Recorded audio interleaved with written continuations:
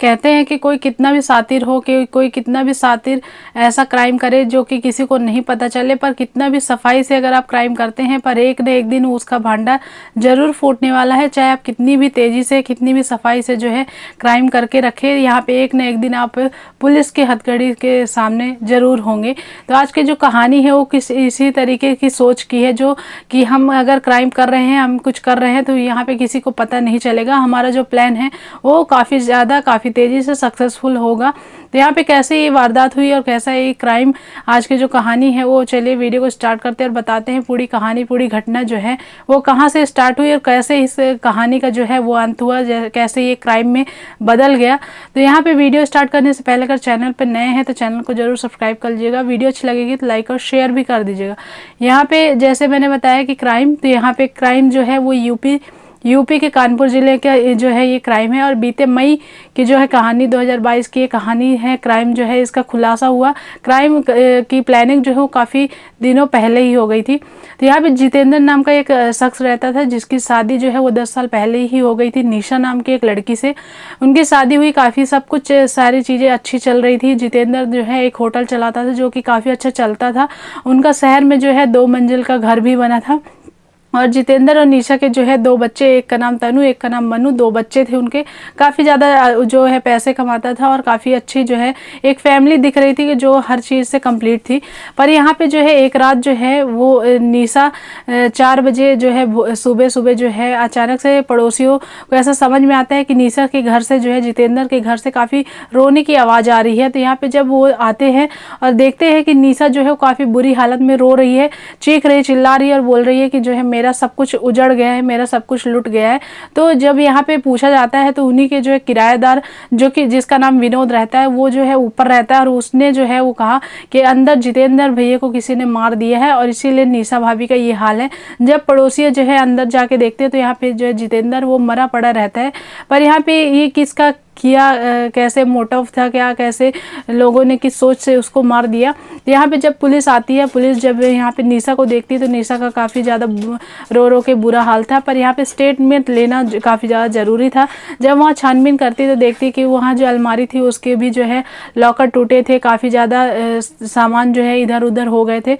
और यहाँ पे जब निशा से पूछा जाता है तो निशा ये कहती है कि यहाँ पे मेरे हस्बैंड जो है वो देर रात तक आते थे और हर दिन जो है वो ड्रिंक करके आते थे। यहाँ पे हम लोगों ने साथ में 11 बजे करीब मेरे हस्बैंड आए और यहाँ पे हम दोनों ने जो है डिनर किया, यहाँ पे जो है हमने साथ में खाना खाया। और खाना खाने के बाद मैं यहाँ पे हम दोनों ही टीवी देख रहे थे और टीवी देखते देखते जितेंद्र जी है वो सो गए और मैं अंदर वाले कमरे में सोने चली गई। तो यहाँ पे जब अचानक से ऐसा चीखने चिल्लाने की आवाज़ आई, तभी मैं बाहर निकली 2 बजे के करीब। और जैसे ही देखती हूँ कि 2 शख्स कोई है जो अपने फेस को कवर किए हुए हैं और कोई धारदार जो हथियार है, वो तेज धार हथियार को मुझे दिखा रहे थे और काफ़ी ज़्यादा जो है डरा रहे थे। जितेंद्र जी ने जो है उनको रोकने की कोशिश की तो उसी वक्त जो है उनको उनके गले में बहुत बार जो है वार कर दिया गया और उससे ही वो उनकी जो है डेथ हो गई वहीं पे। मैंने उनको रोकने की काफ़ी ज़्यादा कोशिश की पर उन्होंने जो है दूसरे कमरे में मुझे लेके गए और मेरे जो साड़ी से मेरे हाथ पैर बांध दिए गए और अंदर से जो है मुझे लॉक कर दिया गया था। और इस तरीके से वो जो है वो भाग गए और मैं यहाँ पे चीखने चिल्लाने लगी पर कोई नहीं सुन रहा था और काफ़ी ज़्यादा अपने आप को खोली। उसके बाद जब मैं बहुत ज़ोर से जब चिल्लाने लगी तो मेरा जो किराएदार है जिसका नाम विनोद है, वो जो है 4 बजे के करीब वो नीचे आता है और फिर मेरा गेट जब है वो खोलता है और पूरी वारदात उसने भी देखी। जब यहाँ पे विनोद को ले जाया जाता है और पुलिस को कहीं ना कहीं शक होता है कि ये दोनों के बीच जो है विनोद और निशा के बीच कहीं ना कहीं अफेयर होगा और ये दोनों ने जो है वो प्लानिंग कर रखी है और इस तरीके से जो है हमको कहानी सुना रहे थे। यहाँ पे विनोद से काफ़ी सख्ती से पुलिस ने पूछताछ की पर यहाँ पे विनोद जो है वो लास्ट तक एक ही जो है अपने बयान पे अड़ा रहा कि मेरा ऐसा कोई अफेयर नहीं है निशा भाभी के साथ और हम जो है सिर्फ एक किराएदार हैं और ऐसा कुछ नहीं हुआ है। 4 बजे मुझे उनकी रोने की आवाज़, चीखने की आवाज़ सुनाई दी, तब मैं जो है नीचे आया और देखा तो ये सारी चीज़ें जो हैं और तभी मैंने जो है सारे पड़ोसियों को इत्तला किया और सब लोगों ने यही सारी चीज़ें देखी है। यहाँ पे इतनी बातें हुई, जब ये पुलिस को लगने लगा कि विनोद जो है वो कहीं ना कहीं सही बोल रहा है तो उसको जो है छोड़ दिया गया।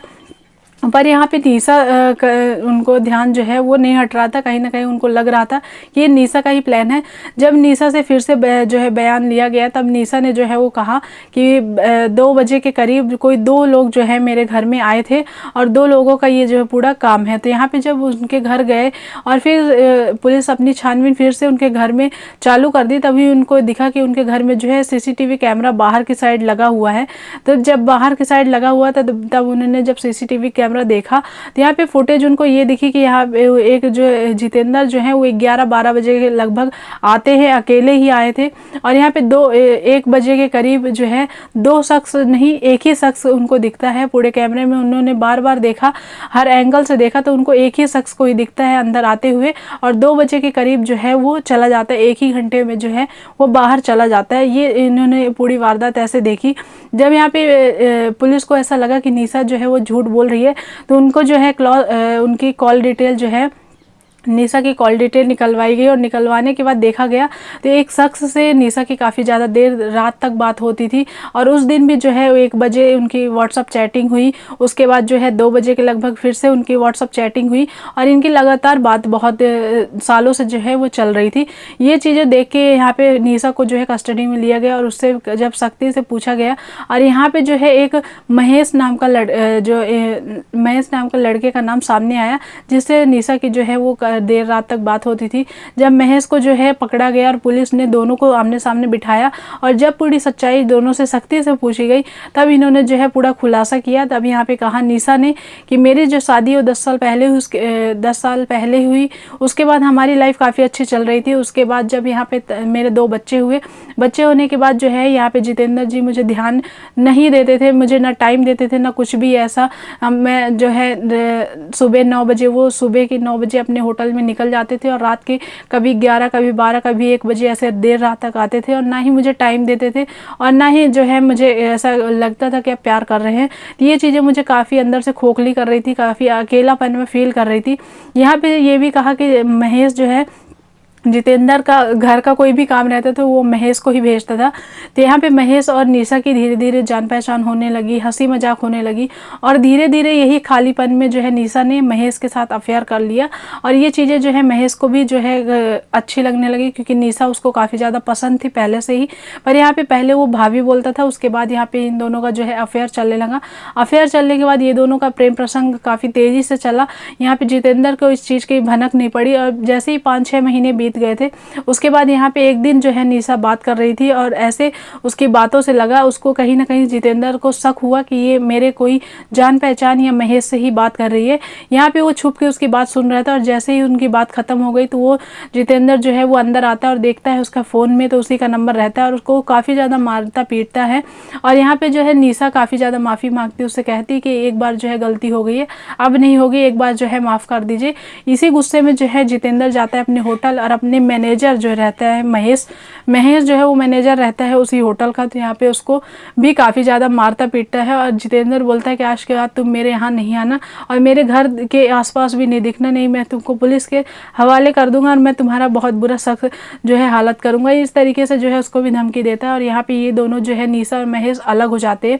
अलग होने के बाद कुछ दिनों बाद ऐसा लगता है निशा को कि मैं उसके बिना नहीं रह पाऊँगी, या उसके खालीपन जो है वो महेश ही भर सकता है। ऐसा करके उसने फिर से उससे कांटेक्ट किया और ये दोनों जो है फिर से ऐसे ही मिलने लगे छुप छुपा के। पर अब ये घर में नहीं मिलते थे, कहीं भी होटल में मिलते थे। पर यहाँ पे जो है निशा वो कही कि मुझे जो है जितेंद्र जो है अब और ज़्यादा मारता पीटता है और जो है ड्रिंक करने लगा है, मैं इस इंसान से जो है ऊब चुकी हूँ, तो तुम मेरा एक काम कर दो, इसको जो है रास्ते से हटा दो। जब भी ये चीज़ महेश सुनता है तो महेश बोलता है कि ये सब चीज़ें जो हैं वो पाप का काम है, मैं ये सब नहीं करूँगा, ये सब गलत काम है। तो यहाँ पे निशा कहती है कि जब तुमने मुझसे जो है प्रेम किया, जब तुमने मुझसे अफेयर किया, तब तो तुम्हें ये सब चीज़ें नहीं फील हुई और अब तुम जो है वो मुझे ऐसा कह रहे हो। यहाँ पे काफ़ी ज़्यादा उसको इमोशनल ब्लैकमेल किया निशा ने। तो यहाँ पे महेश जो है वो कहा और ये दोनों ने मिल के प्लान बनाया। यहाँ पे दोनों ने मिल के यही प्लान बनाया कि जब जितेंद्र आ जाएंगे और काफ़ी ज़्यादा वो नशे में ऑलरेडी रहते हैं, उसके बाद 1 बजे तुम आना और यहाँ पे जो है उनका मर्डर करके उसके बाद तुम चले जाना और मुझे तुम एक रूम में जो है ब्लॉक करके चले जाना, ताकि जैसा मैं कहानी सुनाऊँ सब आपको वैसा ही लगे। यहाँ पे महेश आता है 1 बजे के करीब और इसी तरीके से जितेंद्र का जो है मर्डर कर देता है। जो नाइफ लिया रहता है जो कि काफ़ी तेज़ रहती है, उसको जो है गले में वार करता है और जब तक मर जाता है उसको तब तक वो जो है वो दूसरे रूम में निशा को बंद करके रख लेता है और यहाँ पे बाहर चला जाता है। बाहर 2 बजे के करीब जो है वो महेश जो है वो बाहर चला जाता है। उसके बाद इस तरीके से कुछ इन्होंने कहानी रची थी, पर यहाँ पे इस तरीके से अपने मुंह से पूरा बयान कर दिया कि कैसे उन्होंने प्लानिंग की और कैसे सारी चीज़ें की। अपने बच्चों का जो है वो भविष्य निशा ने खुद ही बर्बाद कर दिया। 2 बच्चे हैं जो कि अच्छी खासी लाइफ चल रही थी, जिसमें अपना कुछ स्वार्थ कह सकते हैं या शायद अपने पति से बैठ के बात की रहती तो शायद ही कुछ और ही होती कहानी, पर यहाँ पे क्राइम करना उसको ज़्यादा ईजी लगा। वेल, इसमें इस पूरी कहानी में आपको क्या सही लगता है, क्या गलत लगता है, किसकी क्या गलती है, वो आप अपनी राय जो है पूरी इस कहानी में सुनने के बाद आप पूरी कहानी अपनी जो राय है वो कमेंट के थ्रू जरूर दीजिएगा। कमेंट जरूर लिखिएगा इसमें क्या आप सोचते हैं, क्या आपका विचार है। चलिए मिलेंगे कल के नए वीडियो में, तब तक के लिए bye bye. Thanks for watching. Thank you.